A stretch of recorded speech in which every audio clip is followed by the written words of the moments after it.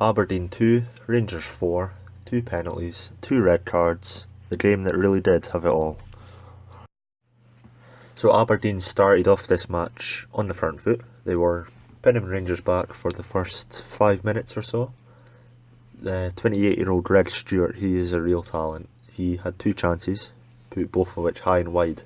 However, they were threatening Rangers, as I say, for the first 5 minutes, 10 minutes maybe.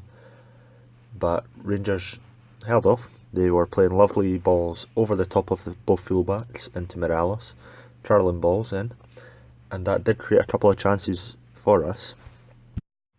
The closest of which was when Ryan Jack, rather sloppily I must say, but he was dribbling inside the Aberdeen box, manages to knock the ball through the defender's legs, and then it drags back to Morelos, but he drills it just wide of the post.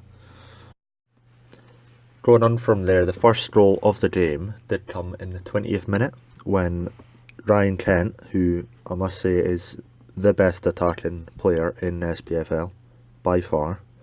I really do hope we sign him up. If the rumours are true that we are going to get him on a permanent, then I will be one happy man. But he picks the ball up outside the box. He dribbles past, I believe it was 3 players, including Scott Arfield, so maybe 4. He then shoots a really powerful shot. Joe Lewis does get a hand to it, but it does reflect back to Alfredo Morelos. Who else would it be? Alfredo Morelos knocks the ball into the back of the net. Was a lovely poacher's goal, but he knew where to be, he knew when to be there, and yeah, just knocks it back into the goal. Now, Borna Barisic, a bit questionable what that scream was in the celebration. I don't know if you've heard it, but I will insert it now.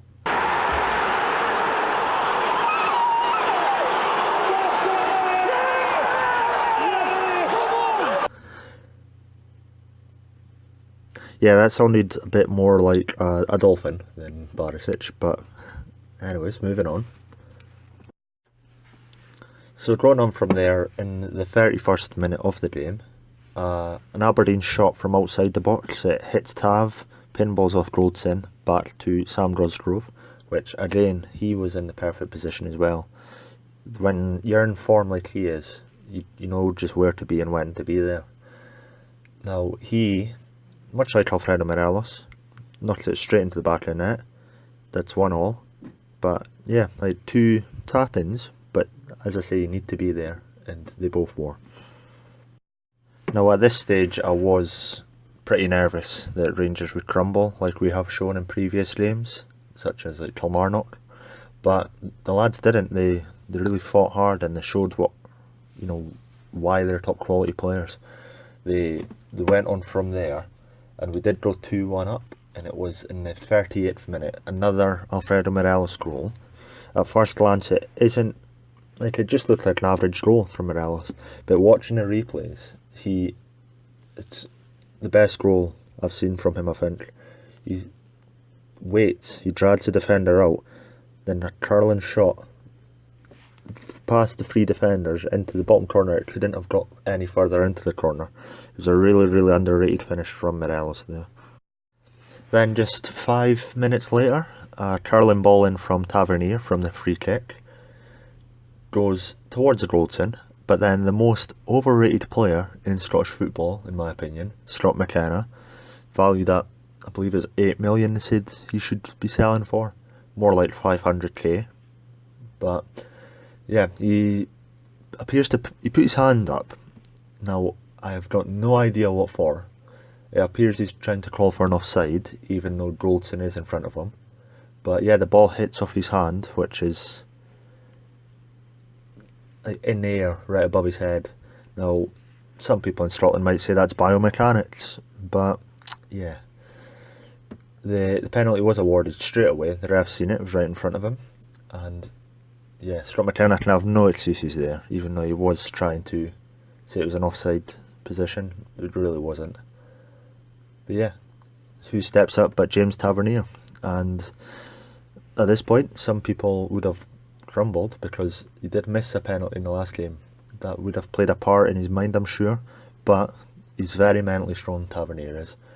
He put the penalty to the right, keeper does get a hand to it, but still goes into the back of the net, and that is 3-1 Rangers. And it goes into half time at that scoreline.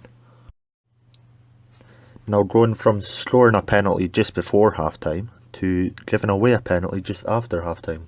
Tavernier drags down the Aberdeen player inside the box. Now, no complaints, it was a penalty. It's very hard when you're a defender in those kind of positions because they're trying to outstrength a player, but they're just going to go down. But yeah, it was definitely a penalty for Aberdeen. Sam Cosgrove steps up to take the penalty, and he does get his second of the match. Now, as I said before, Sam Cosgrove is really, really in form. Before this season, I really didn't rate him, but yeah, I've got head on my face. He's an exceptional talent, especially now. Through November, December, we're actually in February now, so he's kept this going for 4 months, which is quite exceptional, to be honest. So moving on from there, now in the 55th minute, Morelos was showing some great hold-up play on the edge of the box, so waiting for his teammates to get forward. Whereas, again, most overrated player, Scott McKenna, takes him down. On Morelos' way down, he does land on top of Scott McKenna with his boot. Now, there was no intent, however, I can't really have too much complaints with the red card. Like, I think a yellow would have sufficed more. However, it's the easiest call for the referee to send him off as well as Scott McKenna, who, by the way, he kicked Alfredo Morelos in the face. Now, just really, really disgusting. But yeah, like, moving on, because the papers, if you've seen the papers this morning, they're highlighting Morelos being sent off, even though he was the one that got kicked in the face. Didn't show any malicious attempt to hit McKenna on the way down, but for some reason it's him in the papers, and I'll leave that one up to you guys, why that is. So right from the 2 red cards, Aberdeen dominated for the rest of the game. They were all over Rangers. I'll be the first to admit that, but Rangers did soak up the pressure. We eventually did sub on Katic to play 5 at the back, just to soak it all up. They came close a couple of times, but they never managed to hit the back of the net again. So yeah, for 35 minutes or so, they were really pressurising Rangers. And I must admit, I was so nervous, like coming into the closing 10 minutes especially, and then we got 7 minutes injury time added onto that. I was shitting bricks. I was so nervous. But who else but Jermaine Defoe to calm my nerves? 94th minute, he does what he does. First shot on target, and he scores. Only shot on target, however. Lovely finish into the top corner, but it's just what you expect from Jermaine Defoe. It's just class but expected. And from that point, Aberdeen didn't really show anything else. They were down and out. They didn't even try and fight back. It was over. And the final whistle blew. So it was Aberdeen 2, Rangers 4. Rangers remain second in the table, but hopefully if we keep our string of wins together, Celtic will hopefully mess up somewhere along the line. And I truly believe we will get to 55 this season.